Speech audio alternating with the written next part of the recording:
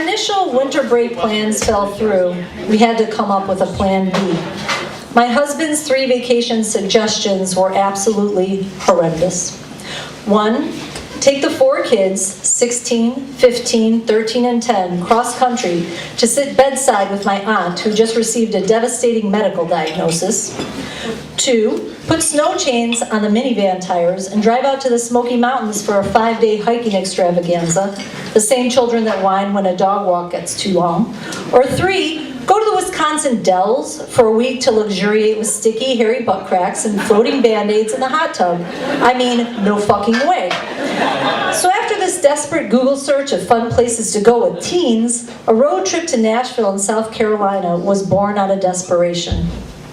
Day of departure.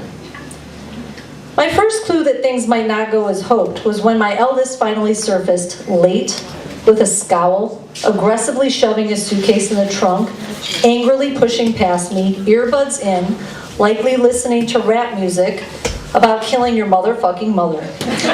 He'd been saying ever since we'd announced our change of plans that he didn't want to go, complaining to both sets of grandparents that the trip was going to suck. Initially, I figured he'd get over it. It was in that moment I started figuring out I might be very wrong.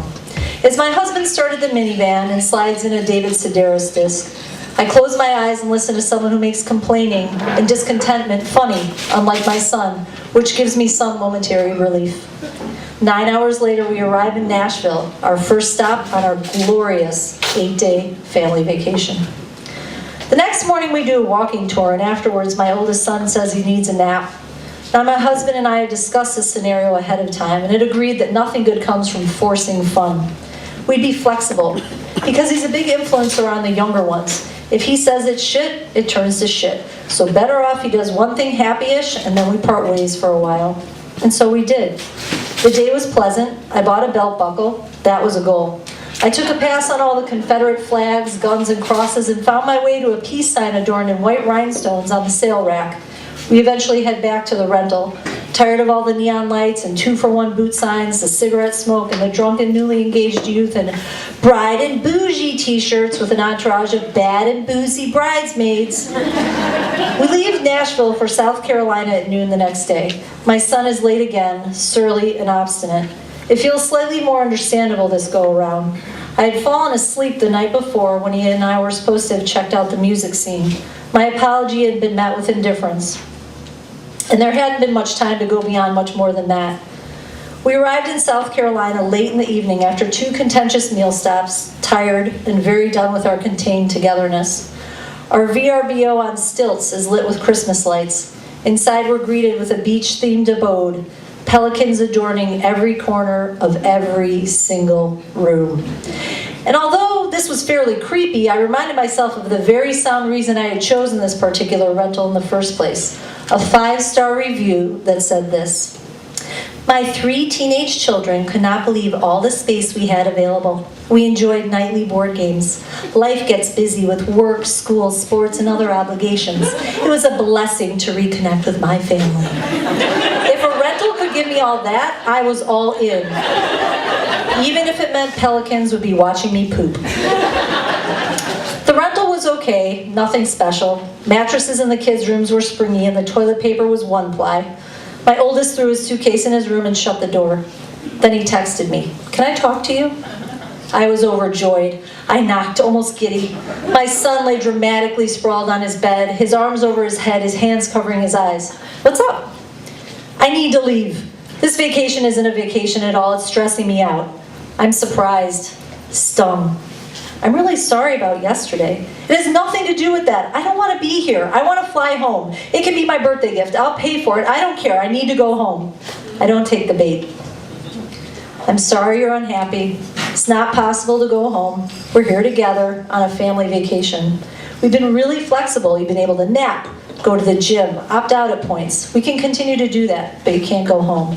"I have to. It's not happening. Sorry." And I leave. And then I go into my bedroom and have a meltdown. When I finally recover, I decide to do something productive. "Dear Ruth, Manager, proprietor, pelican pervert. I'm lying here with all your pelicans and their bulgy eyes judging me, watching me lose it under your quilt adorned with sand dollars and various shells that I'm apparently not worldly enough to identify. You really like a theme, don't you? I keep looking at all the exposed wires hanging down from the TV in the master suite. This is a totally overused word, Ruth, like estate sale. Surely you could have sprung for a dresser to cover them. It's just tacky.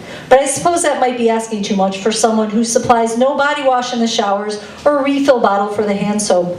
Also, for a lady who seemingly prides herself on themes, you can't match a towel to a floor mat to a washcloth for shit. Everything's mismatched. Like we're staying in a fraternity house where everyone's mom donated from the dusty bottom of their linen closets to the cause. I went to a college with no Greek system for a reason, Ruth. Unacceptable. And Ruth, while we're at it, offering a tea selection of Earl Grey exclusively isn't a selection at all. It simply shows your partiality to a shit tea. Furthermore, the couch, unacceptable. The sponge-thin cushions with their plasticky covers, the gaudy print all suspended on a wicker base. Wicker?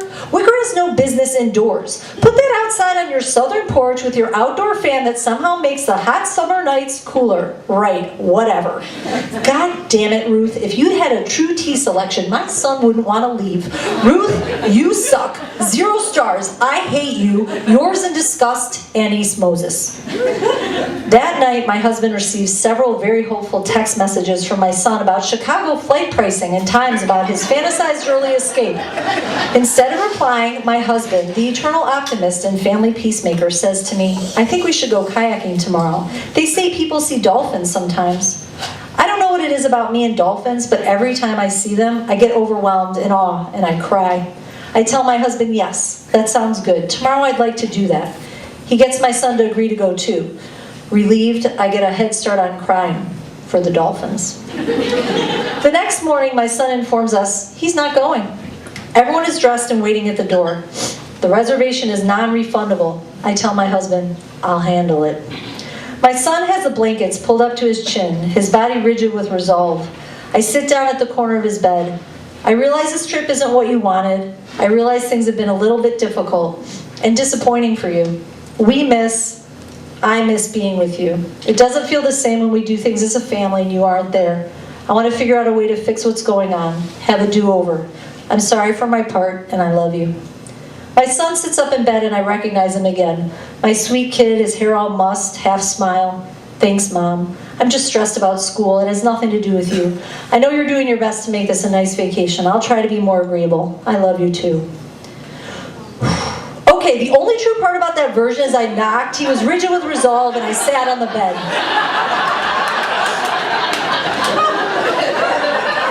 What really transpired? You're not going? Your dad asked you last night twice. You said you were going. I'm not going. I don't want to be here. I don't want to be with the family. This isn't a vacation. And mostly, I don't want to be with you. And down the rabbit hole I go. I move very close to him. I point a finger in his face, and I begin. You don't want to go? Even after you said yes twice? Well, okay then. You also won't be going to China with school. You won't be going anywhere when we get home. Say goodbye to your friends. No more concerts, no more car, no more gym, no more food, no more. You got it. You win, buddy. Congratulations. You're the boss of nothing.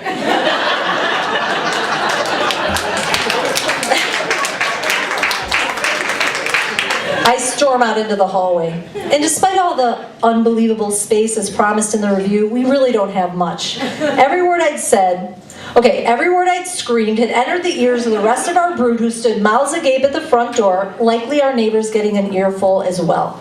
Suddenly, okay, I'll go. My son starts scurrying around trying to find his clothes.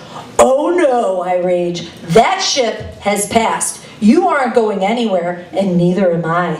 We are staying here together, and we are going to hash this out, boy. You and me, this is ending today. My son bursts out of his room, his eyes wide with fear, hands in prayer position. Dad, you can't leave me alone with her. She's nuts. She's going to kill me. Don't leave me, Dad. Don't go. Now, my husband, under the very best of circumstances, is completely conflict avoidant. He perceives potential conflict in everything. For example, Me, would you like a date? He, I'm full right now, maybe later. Later. Me, date? He, I'm driving, I don't want to get my hands sticky. Much later. Me, they're almost gone. He, that's okay, you enjoy. Me, do you even like dates? He, no. Me, well, why didn't you just say that? He, I didn't want to hurt your feelings. So, my kid is shit out of luck looking for his dad to be his hero here. We hear 4 doors slam in a room, and just like that, we're alone. My son swiftly retreats to his room. I retreat to mine. I call my parents. They double team me on the line. I've been filling them in via text along the way. They never said it, but I have a feeling my son had been texting them too. Everything comes out in one breath. He's being terrible, impossible, inflexible. He's sabotaging everything. He's saying he'll go to things and then he doesn't. He's being mean, giving me the silent treatment, ruining meals, rolling his eyes, slamming doors, sleeping all days, demanding a flight home, saying I'm ruining his life, that everything I do sucks. I don't know what to do. This is supposed to be fun. This is supposed to be a vacation. Can you believe it? It's quiet on the other end. Hello? I croak.